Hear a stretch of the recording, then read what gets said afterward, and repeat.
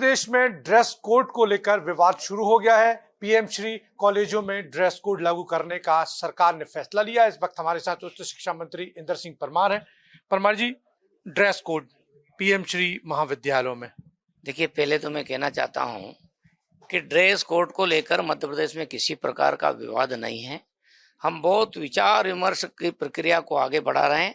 सभी वर्गों के साथ में विचार विमर्श कर रहे हैं, सभी छात्र संगठनों के साथ विचार विमर्श कर रहे हैं और ये सब मानते हैं कि कॉलेज कैंपसों में जो बाहर के तत्व आते हैं, कई प्रकार की घटना करके भागते हैं, पहचान नहीं हो पाती है, इसलिए उस कॉलेज का अपना एक ड्रेस होना चाहिए ताकि बाहरी तत्वों को हम पहचान सकें, विद्यार्थियों में सब में समानता का भाव आ सके और अनुशासन का भाव आ सके। इन श्रेष्ठ बातों को लेकर के ड्रेस कोड की कल्पना है, इसलिए हम उस पर आगे लागू करने पर विचार प्रक्रिया हमने प्रारंभ की है। सभी वर्ग के साथ में विचार कर रहे हैं।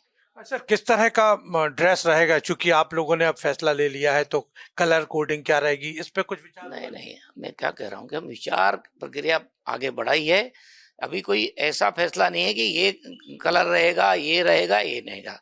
बहुत सारी चीजें सरकार स्थानीय स्तर पर अपने कॉलेजों की जनभागीदारी, कॉलेजों का स्टाफ और कॉलेजों में जो बच्चे आते हैं उनसे संवाद करके, साथ में अभिभावकों से संवाद करके उनके ऊपर वो निर्णय छोड़ेंगे। हम जिस प्रकार सोचेंगे कि भाई ये हो सकता है, उसमें से आप चयन कर सकते हैं।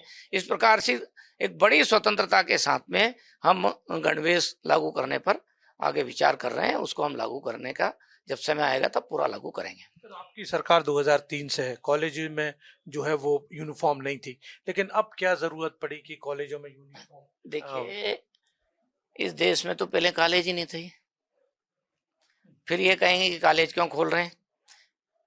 और इस देश में तो पहले सरकार के द्वारा संचालित 7 लाख से ज्यादा स्कूल और कॉलेज थे, यानी गुरुकुल थे। अंग्रेज आए तो अंग्रेजों ने 7 लाख हमारे गुरुकुलों को क्यों बंद किया? और जब बंद किया तो स्वतंत्र हो गया, तो कांग्रेस ने उसी समय सारे सरकारी सिस्टम को बंद करके प्राइवेट सेक्टर के लोगों को, जैसे पहले गुरुकुल चलते थे, उनको स्थापित क्यों नहीं किया? इसलिए तरह तरह की बातें, ये जब उस विषय पर विचार विमर्श होता है, चिंतन होता है, तब उसमें से ये सब चीजें आगे बढ़ती है। हमने सीएम राइज स्कूलों को अच्छा बनाने का काम शुरू किया प्रदेश में, सरकारी स्कूलों को। इसी प्रकार से सरकारी कॉलेजों को अच्छा बनाने का काम प्रारंभ किया है। अब ये सोचना कि 2003 से क्यों नहीं किए, ये मैं समझता हूँ कि प्रश्न कोई ठीक नहीं है। आज समय आया है, राष्ट्रीय शिक्षा नीति पर चर्चा हुई है और राष्ट्रीय शिक्षा नीति के परिप्रेक्ष्य में सारे निर्णय हो रहे हैं मध्य प्रदेश में। तो आज हम आगे बढ़ने के संकल्प के साथ में ये सब चीजों को प्रारंभ कर रहे हैं। कर्नाटक की तरह लोग ले रहे हैं कि वहां पर हिजाब विवाद हुआ था, इस वजह से ये सब किया गया। मैं बहुत सारी चीजों को स्पष्ट कर चुका हूं। हम हमारे स्थानीय जनभागीदारी समितियां, छात्र, प्रोफेसर, अभिभावक सबके साथ विचार विमर्श करके इस गणवेश की प्रक्रिया को आगे बढ़ा रहे हैं।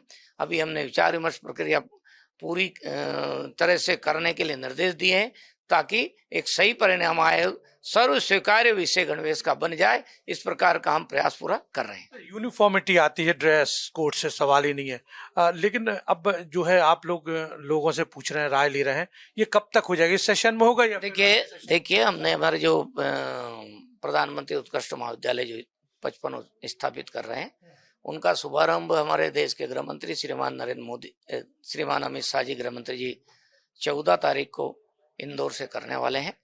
और इसलिए हम पहले प्रधानमंत्री उत्कृष्ट महाविद्यालयों में लागू करने पर विचार करेंगे। उसके लिए हम विचार प्रक्रिया प्रारंभ कर रहे हैं। एक सूर्य नमस्कार और उलेमाओं का एक फरमान आया है कि सूर्य नमस्कार, सरस्वती वंदना जहां होती है वहां विरोध करें। तो देखिए, मेरा जो लोग सूर्य नमस्कार का विरोध करते हैं उनसे और कुछ नहीं कहना है।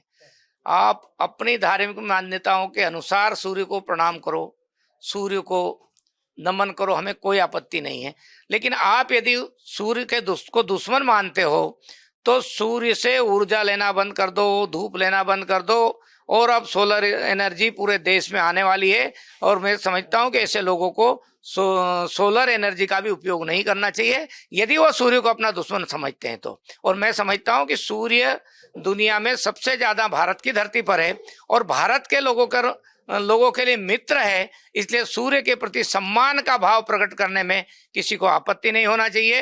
रहा सवाल शारीरिक रूप से सूर्य नमस्कार को करने का, उसमें भी आपत्ति नहीं, वो भी शरीर को सुदृढ़ करने का एक तरीका है, स्वस्थ रखने का तरीका है। और उसमें भी जब सूर्य की उपस्थिति में हम सूर्य नमस्कार करते हैं या योग करते हैं, उसका एक विशेष महत्व होता है। इसलिए सूर्य की प्रातःकालीन जो ऊर्जा है, एनर्जी है, वो सबको दिन भर ऊर्जा देने का काम करती है। इसलिए ऐसे तत्वों से मेरा एक ही कहना है कि यदि आपको सूर्य से दुश्मनी है, यदि आप सूर्य को अपना दुश्मन मानते हो, और यदि उनके उसके प्रति, क्योंकि भारत की परंपरा में तो जो कुछ हम प्रकृति से लेते हैं उसको देने की परंपरा है, इसलिए उसके लिए रिटर्न भी देने की परंपरा है। और यदि आप उसको सम्मान भी नहीं दे सकते हो, तो फिर क्या आप सूर्य से जो रोज धूप लेते हो नहीं लोगे?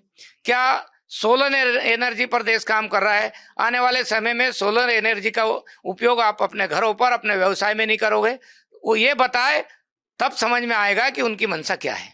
बिल्कुल, तो उच्च शिक्षा मंत्री इंदर सिंह परमार ने साफ कर दिया है, ड्रेस कोड को लेकर एक जो संदेश जा रहा है उसको लेकर सभी लोगों से पहले विचार विमर्श किया जाएगा, उसके बाद ड्रेस कोड लागू किया जाएगा। जहां तक विवाद की बात है तो उन्होंने साफ कर दिया, ऐसा कोई विवाद नहीं है, सभी से सलाह मशवरा करके ही ड्रेस कोड लागू होगा। कैमरा विपिन यादव के साथ सरस्वती चंद्र, MP फर्स्ट, भोपाल।